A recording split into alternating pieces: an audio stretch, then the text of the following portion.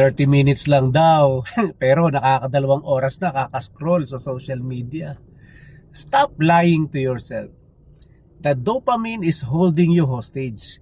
Yan yung dahilan bakit hindi mo nagagawa yung mga bagay na dapat mong gawin. Awareness is the first step. Action is the only cure. Sa opinion ko, napakaraming tao, alam naman nila na nagsasayang sila ng oras kakascroll sa social media. Kaya lang parang wala silang kapangyarihan tumigil.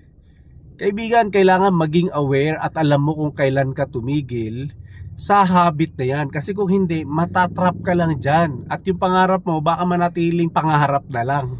It's time to shift your mindset starting today. Kailangan mo mapalitan yung passive consumption ng proactive production. Ganto, pag feeling mo gusto mo mag-cellphone, ibaba mo yung cellphone mo, gumawa ka ng ibang bagay. Maglinis ka ng bahay, magkutkot, kahit anong action ang gawin mo, dapat kumikilos ka. Why? Because action creates momentum. And momentum destroy the urge to escape. Ikaw kaibigan, ano yung task na lagi mong nai-ignore dahil sa kakascroll mo sa social media? I-comment mo yung opinion mo rito.